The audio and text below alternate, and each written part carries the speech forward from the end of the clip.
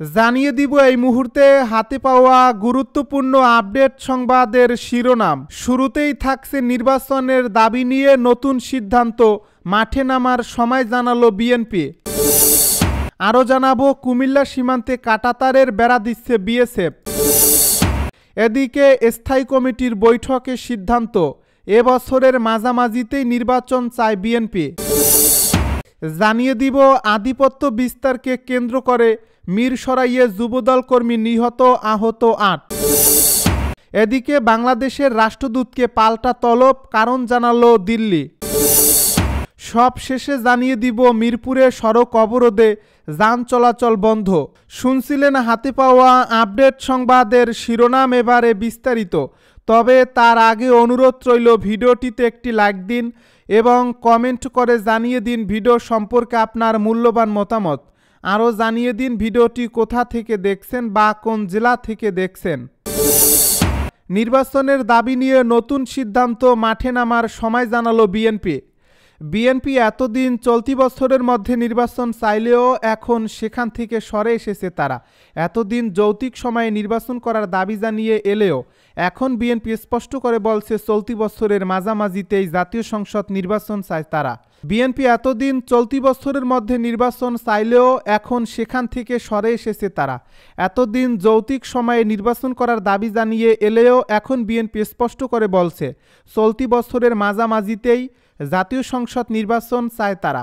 তাই খুব শিগগির এই দাবিতে সোচ্চার হয়ে নির্বাচনের ক্ষেত্র প্রস্তুত করতে মাঠের কর্মসূচিতে নামার পরিকল্পনা করছে দলটি। এর সংবাদ সম্মেলন কিংবা সভা সেমিনারের মধ্যে দিয়ে নির্বাচনের এই দাবি শীঘ্রই সামনে নিয়ে আসবে তারা। গতকাল সোমবার রাতে অনুষ্ঠিত বিএনপির নীতি নির্ধারণী পর্ষদ জাতীয় স্থায়ী কমিটির বৈঠকে এ সিদ্ধান্ত হয়েছে বলে জানা গেছে। গুলশানে বিএনপি চেয়ারপারসনের রাজনৈতিক কার্যালয়ে গতকাল সন্ধ্যা 6:30 থেকে রাত 9টা পর্যন্ত এই বৈঠক অনুষ্ঠিত হয়। এ বৈঠকে বিএনপির ভারপ্রাপ্ত চেয়ারম্যান তারেক রহমান লন্ডন থেকে ভার্চুয়ালি সংযুক্ত হয়ে সভাপতিত্ব করেন। বৈঠকে বিএনপি নেতারা বলেন, বর্তমানে স্থানীয় সরকার নির্বাচনের যে আলোচনা চিন্তা সেটা জাতীয় নির্বাচনের সময়ক্ষেপণ মাত্র। কুমিল্লা সীমান্তে কাঁটাতারের বেড়া দিচ্ছে বিএসএফ। কুমিল্লা সীমান্তে কাঁটাতারের বেড়া নির্মাণ করছে ভারতীয় সীমান্তরক্ষী বাহিনী বিএসএফ। জেলার আদর্শ সদর উপজেলার জগন্নাথপুর ইউনিয়নের শাহপুর ও কুমিল্লা সদর দক্ষিণ উপজেলার দক্ষিণ সূর্যনগর সীমান্তে বেড়া নির্মাণ করা হচ্ছে।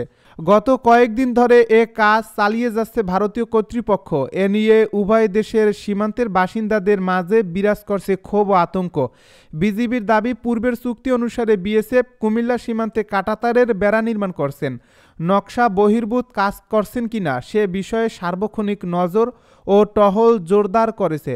সরেজমিনে কুমিল্লা সীমান্তের দুটি অংশে গিয়ে দেখা গেছে সীমান্তে 10 বিজিবির সদস্যদের টহল বৃদ্ধি করা হয়েছে। সীমান্তে প্রবেশের সব রাস্তায় তল্লাশি করা হচ্ছে। অপরদিকে ভারতীয় অংশেও ভারতীয় সীমান্তরক্ষী বাহিনীর টহল বৃদ্ধি করা হয়েছে। শাহপুর সীমান্তের যেখানে ভারতীয়রা একটি পুকুর পাড়ে রিটেইনিং ওয়াল নির্মাণ করছে, এর অদূরে দেখা যায় বিজিবির সশস্ত্র 2 সদস্যকে।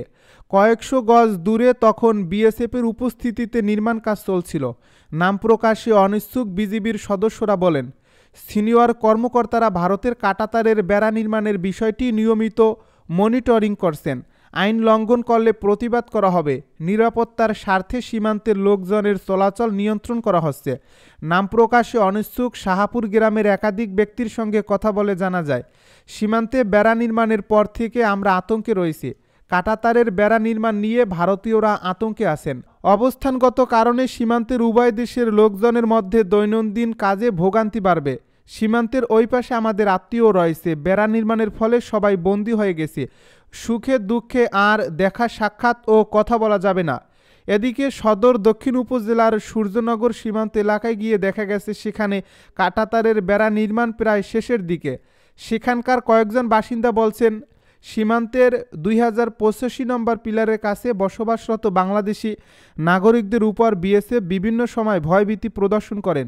এতে সীমান্ত এলাকার বাসিন্দারা আতঙ্কিত হয়ে পড়েছেন। কেউ 0 পয়েন্টের দিকে গেলে অস্ত্র তাক করা হচ্ছে বলেও অভিযোগ করেন স্থানীয় বাসিন্দারা। স্থায়ী কমিটির বৈঠকে সিদ্ধান্ত, এবছরের মাঝামাঝিতেই নির্বাচন চায় বিএনপি। এতদিন যৌক্তিক সময়ে নির্বাচন করার দাবি জানিয়ে এলেও এখন বিএনপি স্পষ্ট করে বলছে চলতি বছরের মাঝামাঝিতেই জাতীয় সংসদ নির্বাচন চায় তারা।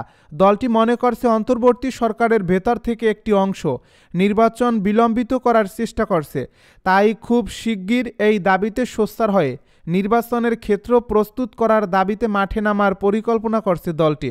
সোমবার গুলশানে বিএনপি চেয়ারপারসনের রাজনৈতিক কার্যালয়ে সন্ধ্যা 6:30 থেকে রাত 9টা পর্যন্ত অনুষ্ঠিত বিএনপির নীতি নির্ধারণী পর্ষদ জাতীয় স্থায়ী কমিটির বৈঠকে এ সিদ্ধান্ত হয়েছে বলে জানা গেছে। এ বৈঠকে বিএনপির ভারপ্রাপ্ত চেয়ারম্যান তারেক রহমান লন্ডন থেকে ভার্চুয়ালি সংযুক্ত হয়ে সভাপতিত্ব করেন।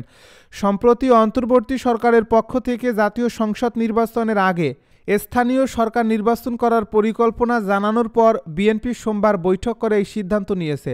ধারণা করা হচ্ছে স্থানীয় সরকার নির্বাচন করার উদ্যোগ ঠেকাতে এই কৌশল নিয়েছে দলটির নীতি নির্ধারকরা।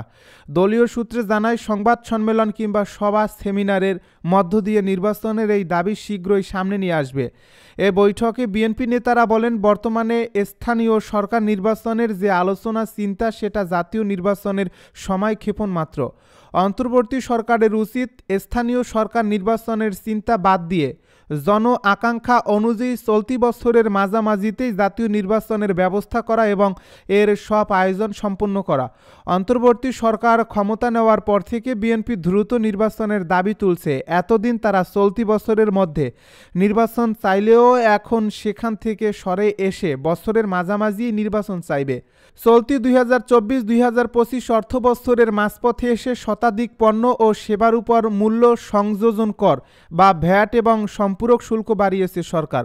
গত বৃহস্পতিবার রাতে এ সংক্রান্ত দুটি অধ্যাদেশ জারি করা হয়েছে। অধ্যাদেশে দুটি হল মূল্য সংযোজন কর ও সম্পূরক শুল্ক অধ্যাদেশ, দ্য এক্সাইজ অ্যান্ড সল্ট অধ্যাদেশ 2025। আধিপত্য বিস্তারকে কেন্দ্র করে মিরসরাইয়ে যুবদল কর্মী নিহত, আহত 8।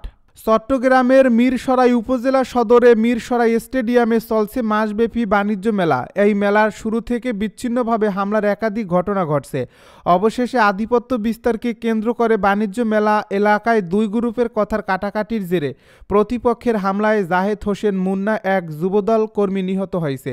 সে নির্মাণ সামগ্রী সাপ্লাই ব্যবসার সাথে জড়িত। মুন্না মিরসরাই পৌরসভার 6 নং ওয়ার্ডের গোভনিয়া গ্রামের আব্দুল মান্নানের ছেলে। সোমবার রাত 10:30টার দিকে এই ঘটনা ঘটেছে। এই ঘটনায় দুই পক্ষের 5 জন আহত হওয়ার খবর পাওয়া গেছে।